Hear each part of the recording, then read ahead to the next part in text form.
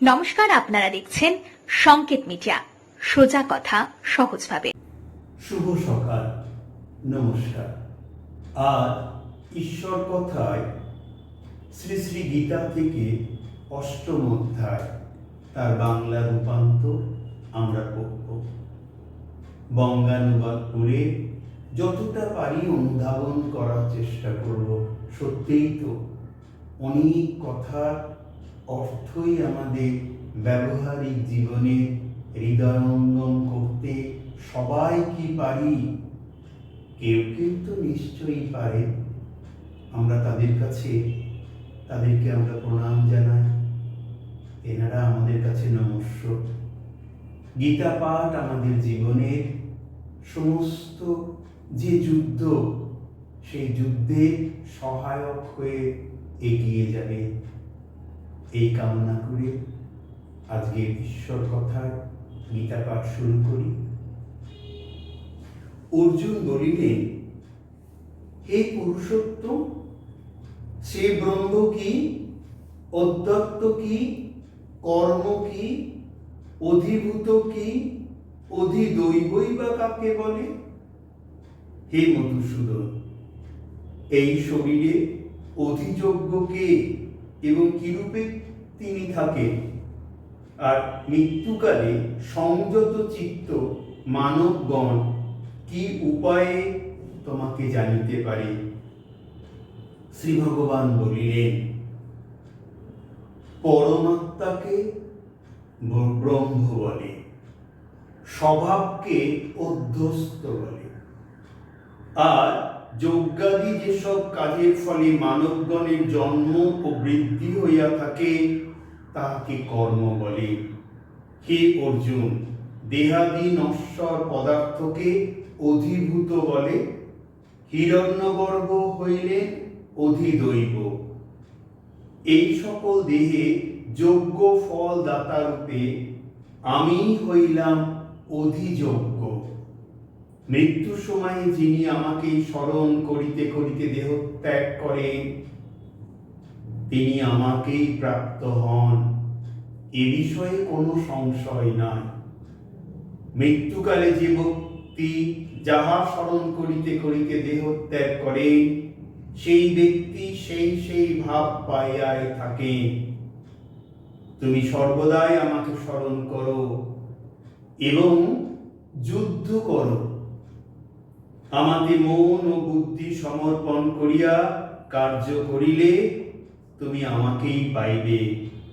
হে অর্জুন, সর্বদা ঈশ্বর চিন্তা করিলে মন অন্য কোনো দিকে যায় না। এইভাবে চিন্তা করিতে করিতে সেই দিব্য পরম পুরুষকে পাওয়া যায়।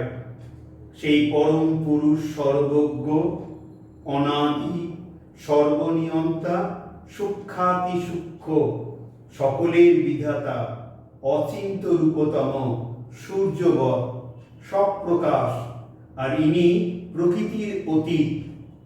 এই অলৌকিক পরম পুরুষকে যে ব্যক্তি ভক্তির সহিত যোগ বলে মন একাগ্র করিয়া দুই ভ্রুর মধ্যে প্রাণবায়ুকে স্থির রাখিয়া মৃত্যুকালে চিন্তা করেন, তিনি সেই পরম পুরুষকে লাভ করেন। বেদবিদগণ যাহাকে অক্ষর বলে, জ্যোতিগণ স্পৃহাশূন্য হইয়া যাহাকে লাভ করিবার জন্যে ব্রহ্মচর্য পালন করেন, আমি তোমাকে সংক্ষেপে সেই ব্রহ্মের কথা বলিতেছি। ইন্দ্রিয়ের সমস্ত দ্বারকে সংযত করিয়া, হৃদয় মধ্যে মনকে আবদ্ধ করিয়া, যোগধৈর্য ধারণ করিয়া, প্রাণবায়ুকে ভূমধ্যে সংস্থাপন করিয়া ওম একাক্ষর ব্রহ্ম শব্দটি মনে উচ্চারণ করিতে করিতে যে যোগী দেহ ত্যাগ করে, তিনি মনে পরমাগতি লাভ করেন।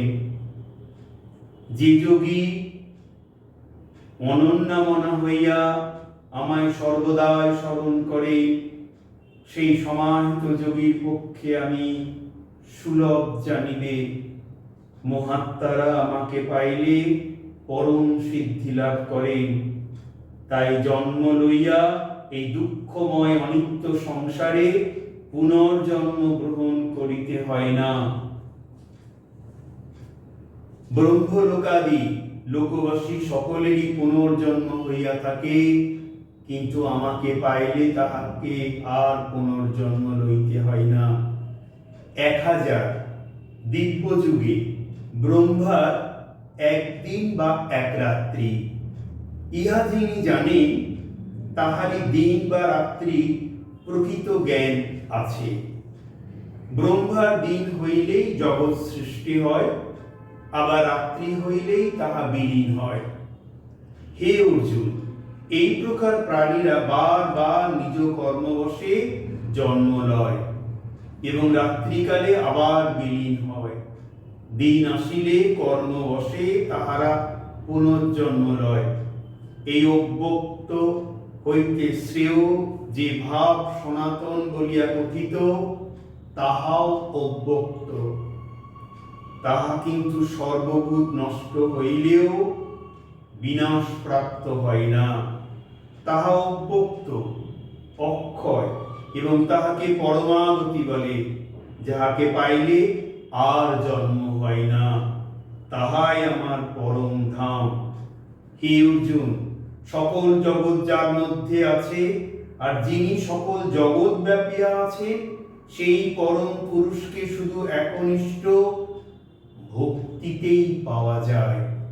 অর্থাৎ ভক্তি হচ্ছে মুক্তির চাবিকাঠি।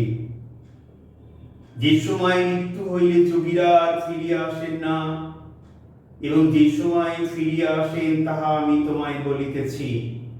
ব্রহ্মজ্ঞ যোগী মরণকালে অগ্নি, জ্যোতি, দিন, শুক্লপক্ষ এবং উত্তরায়ণের 6 মাসের মধ্যে গেলে ব্রহ্মকেই পান। দক্ষিণায়নের 6 মাস কৃষ্ণপক্ষ, রাত্রিকাল ধূমস্বরূপ। সেই সময় যোগী মরণান্তে চন্দ্রলোকে গমন করিয়া আবার জন্ম মৃত্যুর অধীন আসিয়া পড়েন।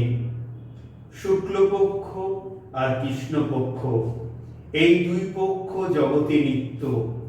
শুক্লপক্ষ মুক্তি আর কৃষ্ণপক্ষকে সংসারে পুনর্জন্ম হয়।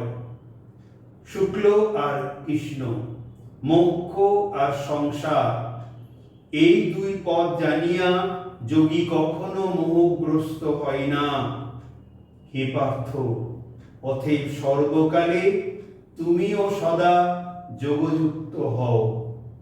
বেদে, যজ্ঞে, তপস্যায় ও দানে যে পুণ্য ফল লাভ হয়, এই 2 পদ জানিয়া যোগীরা সেই সকল ফল অতিক্রম করিয়া শ্রেষ্ঠ গতি লাভ করিয়া থাকেন।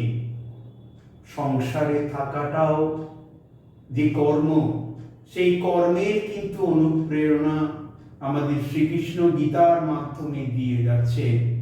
সেই কর্মটাকে সুষ্ঠুভাবে চালিত করতে হবে, ঠাকুরকে স্মরণ করতে হবে, শ্রীকৃষ্ণের আশীর্বাদী হাত আমাদের সঙ্গে নিয়ে সংসার যে সমুদ্র, সেই সমুদ্র পার হতে হবে।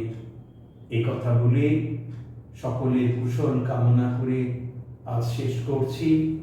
নমস্কার। Subscribe our channel.